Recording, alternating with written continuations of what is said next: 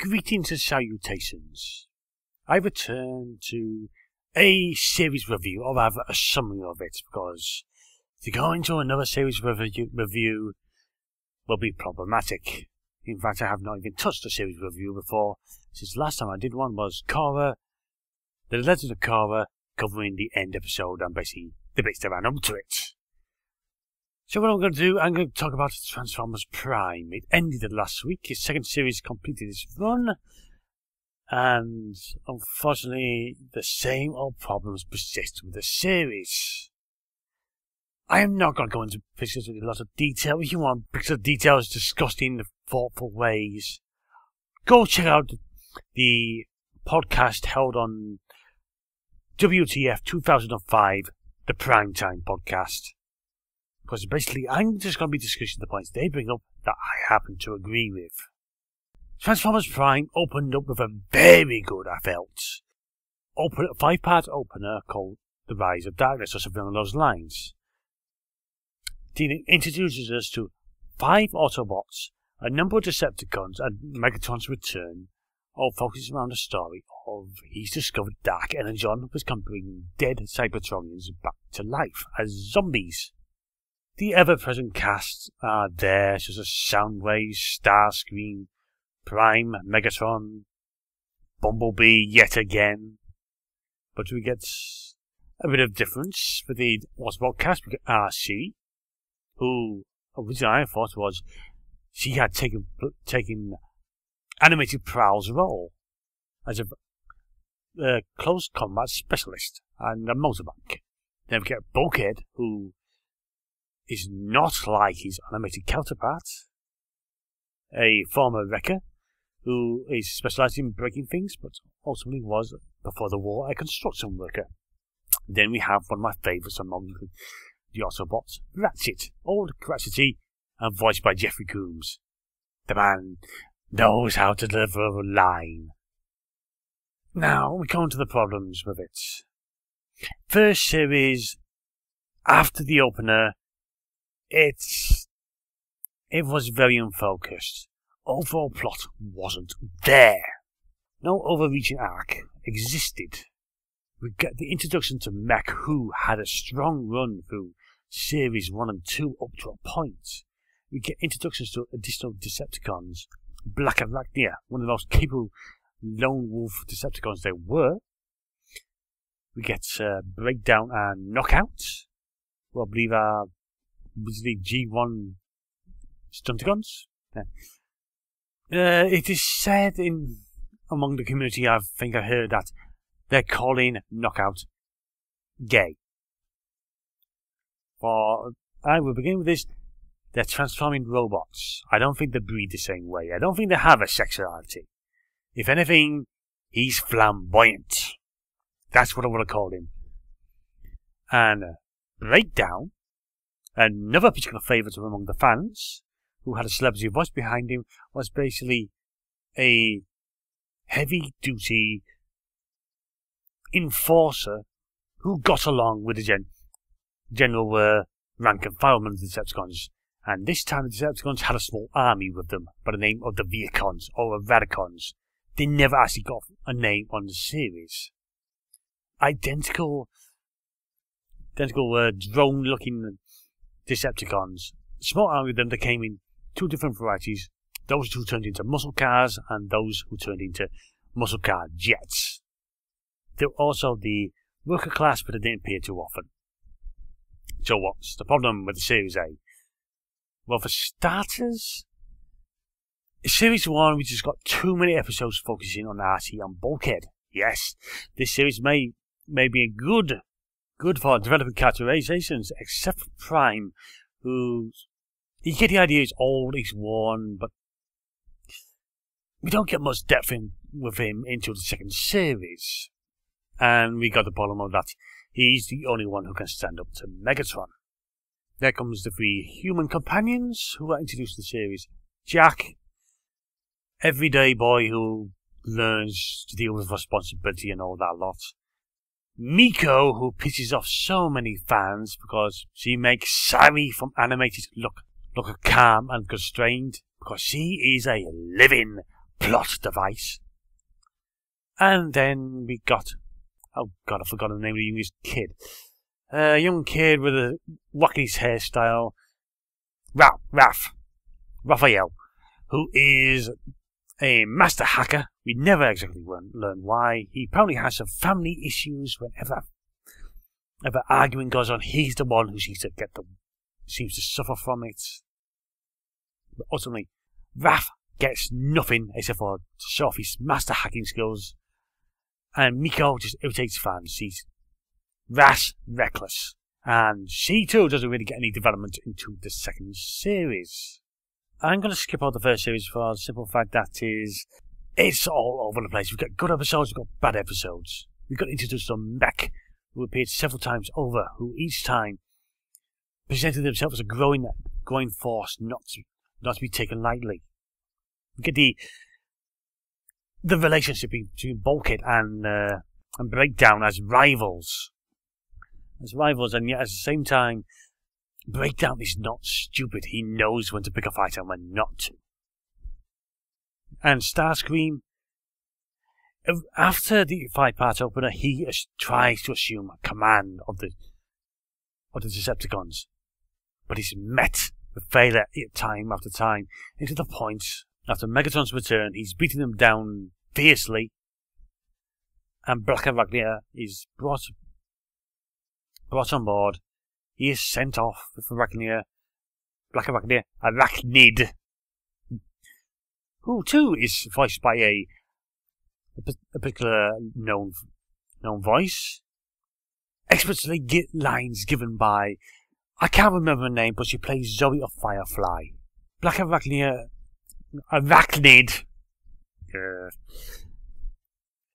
generally is very well done throughout the series, up until the point into the second series.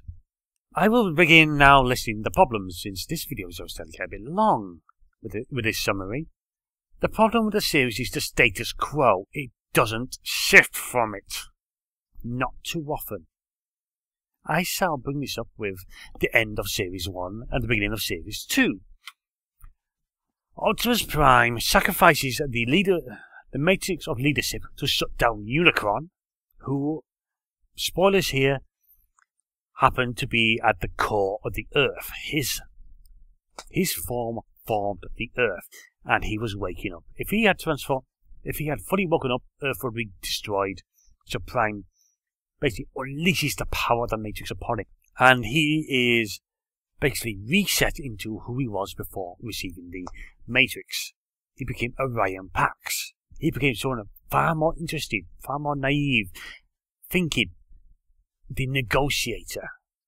And the two 3-parter that ended the beginning of Series 2, he's basically rebooted. He's back to being Prime. We could have had a series where Orion Pax was learning to be Optimus Prime again. But what do we get? No, he gets reset.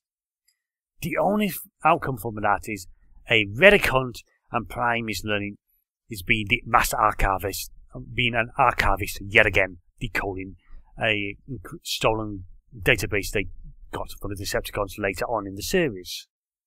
The halfway into the series, we get the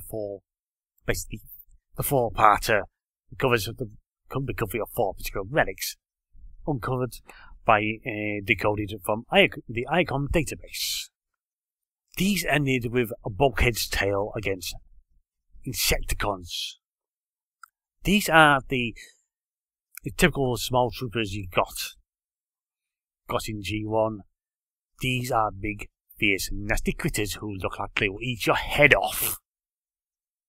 The problem is in the series, Insecticons tend to vary in power for their appearance. Their first appearance, they were taking black laser fire and ultimately could not be stopped. It's their second appearance. Megatron was fighting against it. It took all he had to fend it off, especially since Arachnid was also working against him at the time.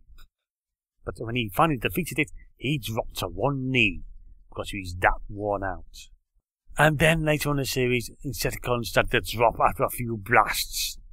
A problem that has been brought up time and again, and excuses have been given. The only reason is bad writing. So, Bulkhead faces off a particular Insecticon with 2 lackeys by the name of Hard Shell, renamed from Bomb Cell because apparently that name can't be used anymore. The fight ended with the Bulkhead returning to base, heavily beaten, worn out, poisoned, and shot in the back. We could have had a storyline dealing with a Autobot learning to deal with being essentially crippled. That he may have never got up again, never been 140%. The problem is, 3-4 episodes in, he's back to full health. And all the time, between those 3-4 episodes, he is sulking because a new guy has arrived. And after episode where Bulkhead has been basically taken out, Hardshell is taken out, maintaining the status quo, meaning aside from having overwhelming numbers against the Autobots, a heavy hitter has been removed. It's also in the second series when the mech storyline has come to an end. A rather tragic and unfortunate end, really, for something so promising. One of the Decepticons, Breakdown, was killed and recovered by mech. And after a disastrous experiment with a basically reconstructed clone of Optimus Prime that was nicknamed Nemesis Prime, the head of mech is badly injured. And he is implanted into the husk of Breakdown. And then we get the particular episode called The Human Factor. Visually, it was stunning. But overall, it wiped off one of the most promising storylines going with mech. The main guy who ran mech, who's now running around in Breakdown's body, was basically removed at the end because his MacGuffin of the episode failed. This is the problem of the series in general. It just seems to be MacGuffin. Even worse than the original G1 series. We got the introduction of a character in the first half of Series 2 by the name of Thunderwing. Thunderwing was around for 13 episodes. He is played as an honourable Decepticon who has come to avenge the death of his brother. There could have been so much done with that. Time and again we have his interactions with Prime, who he blames for his brother's demise. His brother's demise was actually an episode in Series 1. Skyquake was his brother, and he was killed and resurrected by Starscream as a zombie, who was later lost in a shadow dimension. But enough about that. Thunderblast? I can't remember his name now. The basic gist is, he does his fights. He ultimately loses nearly every encounter. He impresses Megatron by actually returning to him in his first appearance. But after that, he's lost every time. Mind you, he didn't really lose when he had to team up with Prime to fight off against Starscream, who had gained the possession of a very powerful relic. But after that, his final defeat at the Autobots was at the hands of Bulkhead, who turned his own traps against him and basically stuck a bomb on him that was stuck on his back onto Thunderwing's back, on the hilt of his sword even, which he should have been able to reach, and took him out with his own mines. Ultimately, Thunderwing's demise comes when Starscream has returned to the Decepticons, and he's furious when he learns what has happened to his brother, as he's been resurrected as this zombie. He returns a particular potent relic to the Autobots, and then rather stupidly goes off to face Starscream to kill him, and then Megatron shoots him because he refuses to acknowledge his commands. Breakdown, Thunderwing are both Decepticon characters that could have been done so much with, but in the end, their demise is just so much thrown away. Breakdown with the end of meching the human factor. And then in the Resurrection, Rejuvenate, it doesn't matter. Second to last episode, Thunderwing dies in one of the most pointless ways possible. This is not how he's done. Some were almost comparing him to Dinobot. But this Prime is not Beast Wars. It doesn't have the writing to match. Dinobot had a numerous series to set up his internal battle to decide his own fate, to face destiny. His end was heroic, challenging his own destiny by making his own choice, making a sacrifice for a greater good. Thunderwing was wasted. He did not have the time for development. So he was just thrown away, possibly discarded for Series 3, where they just didn't have any idea what to do with him. Now let's bring up the main thing about Series 2, the MacGuffins. This time, the Relic Chase. They got the Ironcom database, they were decoding it, both sides were, and it became a chase down to get these relics before the others do.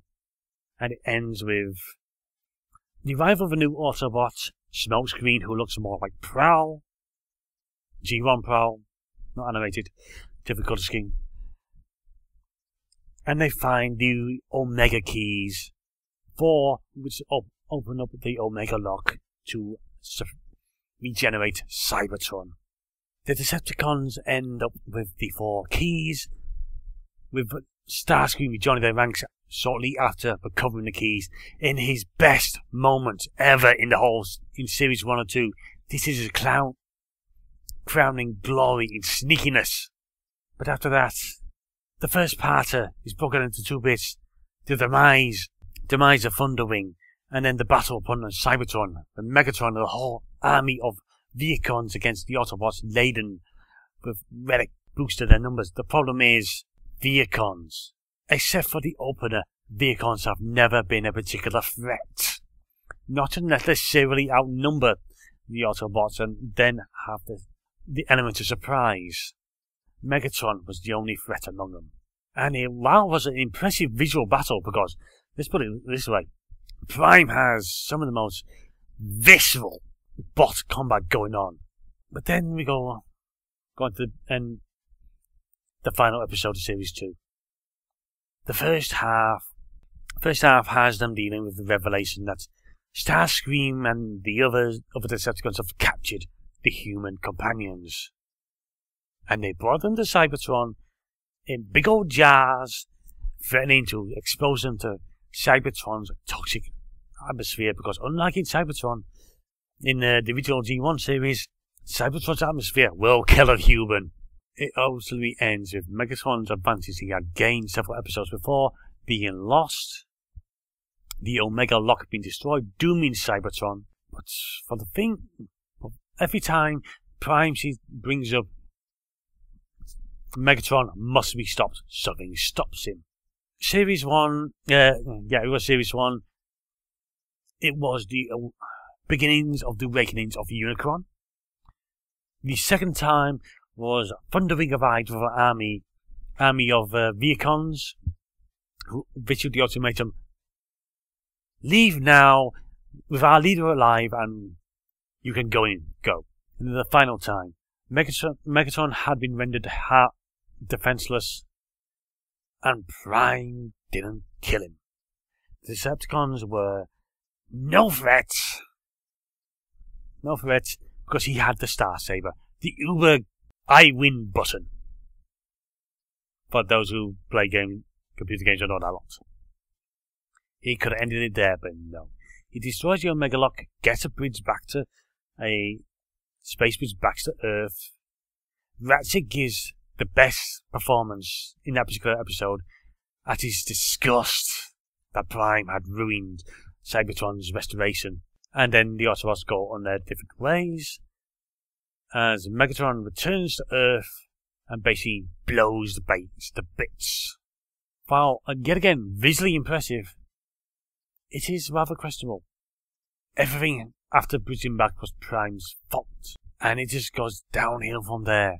They have lost the relics they took to Cybertron, possibly to the hands of the Decepticons, or even they bothered to keep them.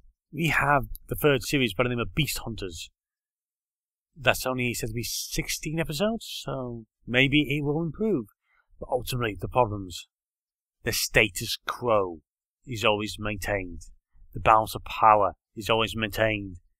And the end of Series 2 points out in the WTF 2005 podcasts, the characters are basically parodies of themselves. They don't do anything. They fight, they make remarks, but they don't do anything. I will continue to watch Transformers Prime because there's not much else I actually do watch. Prime could have been so much better, but it gives too little time to its plot. It throws things away too easily. Interesting characters die off. Autobots that look like could die or be maimed or be crippled recover. There is no threat to the Autobots they won't get better from. You can't get invested in interesting characters because they're most likely going to die. So yes, this is just my observations of the series, taken from the podcast, that I happen to agree with. It's not the best Transformers series out there. Animated Beast Wars and Beast Machines beat it. In terms of story, in terms of characterization. Will Series 3 be any better? Hopefully. If not, I still gotta go watch it. So, that's me done for now in this rambling bit for a summary of a series.